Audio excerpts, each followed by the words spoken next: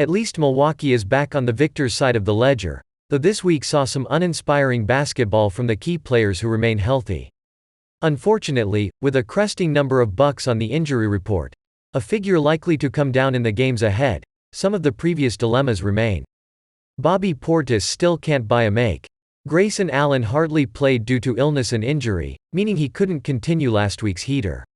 As Drew Holiday's return to the floor beckons after practicing in recent days, the question of whether he can reassume a slightly oversized scoring load has to wait.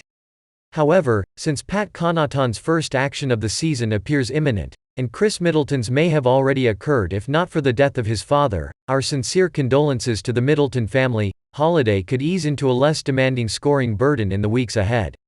Until then, Jevon Carter is the lead guard, and perhaps he'll have more to tap into once he cedes playing time after all these increased reps. There was one quandary that did receive an answer, but not a good one. Giannis Antetokounmpo, B, last week. A. 2 GP, 31.2 mpg, .359, .000, .517, 21.5 ppg, 10.0 rpg, 6.0 apg, 5.0 tpg, 0.5 spg, 0.0 bpg. And that comes from the top of the roster. Near triple-double and a clear preference to facilitate in the first half on Wednesday aside, this was not the week Milwaukee needed from Giannis. I wondered if he would seek revenge on Onyeka Okongwu and company by dismembering the Hawks' interior, answering lingering questions about his knee pain along the way. While I don't see him struggling physically or in pain, there's no doubt the recent absences curbed any scant confidence in his jumper, which already looked in need of repair. This isn't so surprising, but his struggles inside are. While I don't think this is a sign of a long-term trend, and he's seeing more bodies than usual on his way to the rack lately, Giannis should still consistently outwit Lamar Stevens. He benefited from enough whistles, 18 FTAs on Monday and 11 on Wednesday. But with Jarrett Allen missing, I expected more in the second half versus the Cavs. Mobley's length was a problem to some degree, but the real issue currently is Giannis' touch, both from floater range and in the restricted area. Brook Lopez. A+, last week. A+. 3 GP, 31.0 mpg, .543, .500, .857, 20.0 ppg, 4.3 rpg, 1.3 apg, 2.3 tpg, 0.7 spg, 1.7 bpg.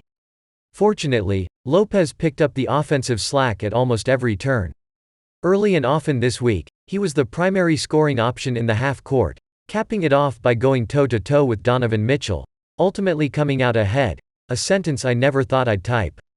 Obviously, he's the biggest revelation this year for the Bucks, but he's an unheralded story nationally as a key reason they remain atop the standings. His scoring average is likely to come down from today's 16.4, but if he somehow manages to keep this up, is he an all-star? Jevon Carter. A. Last week. A. 3 GP, 32.7 mpg, .444, .462, .857, 14.7 ppg, 3.0 rpg, 6.7 apg, 2.0 tpg, 1.3 spg, 1.0 bpg. After massive efforts last week, Carter stabilized as more of a complementary player in the scheme of the offense, while remaining its lead ball handler.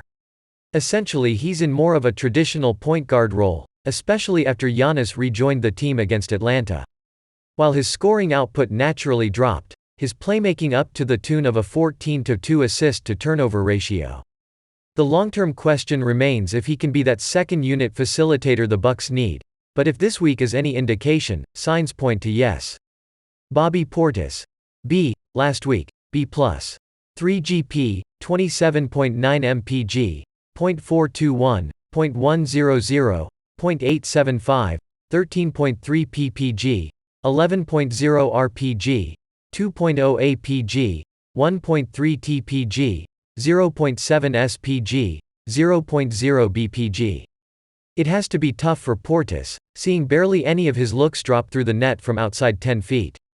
After his long stint as a starter last year and continued double-doubles this year, his shooting feels less critical to Milwaukee's success than it did in 2020-21. That means his minutes are safe, but it's worth noting that Portis' cold streak, or at least the absence of any hot streak, dates back to the previous league year. Outside of this season's third game, the last time he made more than 2 triples was Game 3 of the Bulls series in late April. Maybe Lopez can introduce him to Nwora. MarJon Beauchamp. B. Last week, B+. 3 GP, 31.7 mpg, .400, 231 over 1.000, 10.0 ppg, 5.7 rpg, 1.3 apg, 1.3 tpg, 0.3 spg, 0.3 bpg. I'm starting to have mild optimism for Beauchamp's prospects on this year's roster. It's likely the minutes will dry up and his offensive chances with it, but with the confidence from performances like Monday's under his belt, he's more likely to hit the few shots he'll see come spring. His playing time will then mostly hinge on defensive matchups, and I wonder how he'll do with smaller players. While the degree of difficulty on his looks was high, Donovan Mitchell cooked the Rook often on Wednesday after Bud gave Beauchamp the assignment. Mitchell is certainly one of the league's elite scorers right now, but given Beauchamp's length, I hoped Mitchell wouldn't find it quite as easy. At least he did it without getting whistled. After almost fouling out a second time in OKC last week, he had no more than 2 in more extended minutes these past 3 outings. Jordan Nwora.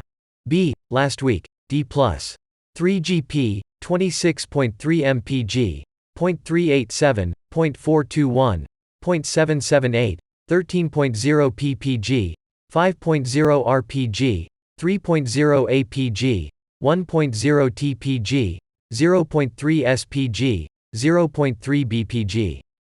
Following up a stinker with a mediocre at best night on Monday, Nwora salvaged his week with some outstanding work off the bench on Wednesday evening as the only reserve to break even, with apologies to Mamu, who only played 8 minutes, in 29 minutes.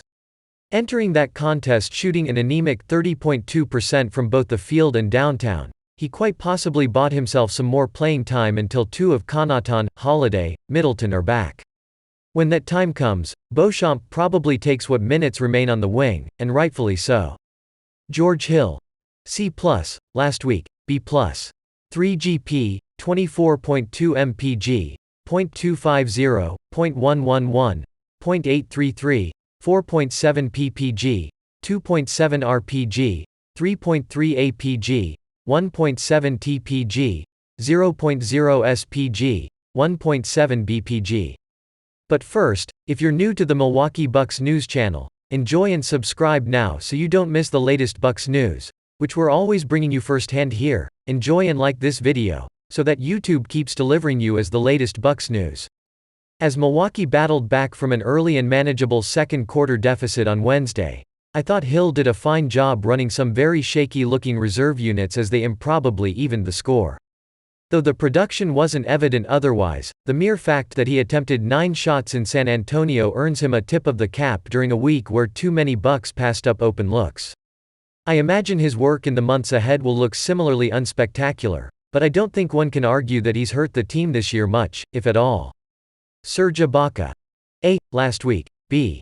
3 GP, 16.5 mpg, .556, .429, .400, 8.3 ppg, 5.3 rpg, 0.3 apg, 0.3 tpg, 0.0 spg, 0.0 bpg.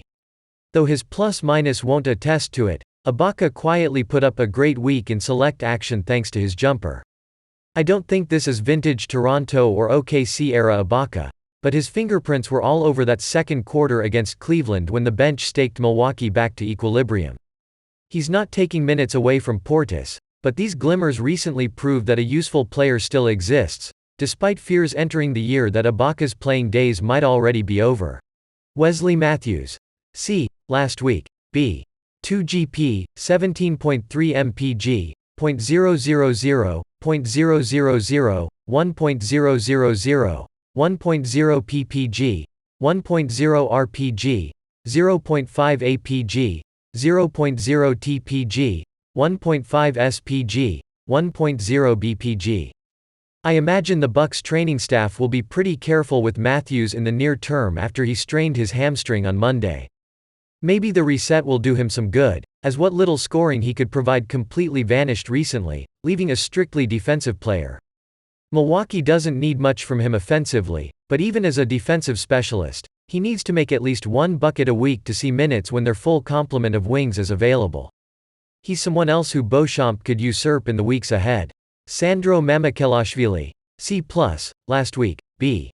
3 GP, 5.9 mpg, .375, .250, .500, 3.3 ppg, 1.3 rpg, 0.3 apg, 0.0 tpg, 0.0 spg, 0.0 bpg. This week saw the most action for Milwaukee's two-way players, so I want to make note of their brief contributions here because there actually were some. Mamu managed to draw a whopping 3 fouls in under 90 seconds on Wednesday, and although he missed half the 6 ensuing free throws, snaps for Mamu for getting after it out there. AJ Green, C+, last week, incomplete.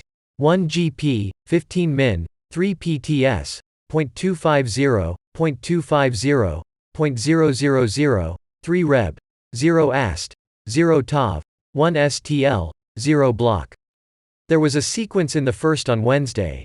Yes, AJ Green did indeed receive first quarter minutes versus a quality NBA opponent, where he corralled an offensive board, hit his first career NBA shot, a 3, grabbed a defensive rebound, then barely missed another from deep.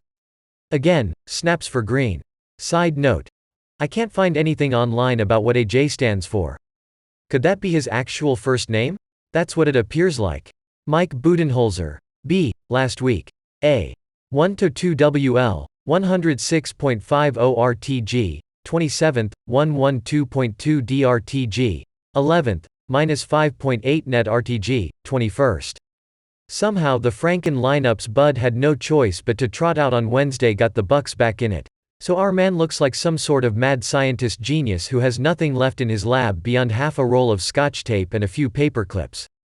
How that calculus worked out facing a quality, if banged up Cavs squad but not the plucky Spurs, I don't know. Here's hoping that Connaughton and Holiday are able to coexist alongside key role players, Ibaka and Beauchamp. If the former two can't integrate with this motley crew that kind of embarrassed Cleveland the other night, well, what future in the NBA do they have? Incomplete. Giannis Antetokounmpo, 3 GP, 9 min. Grayson Allen, 1 GP, 10 min. Drew Holiday, injured. Chris Middleton, injured. Pat Connaughton, injured. Joe Ingles, injured. Though he'll miss his good buddy James Harden and the added motivation that brings.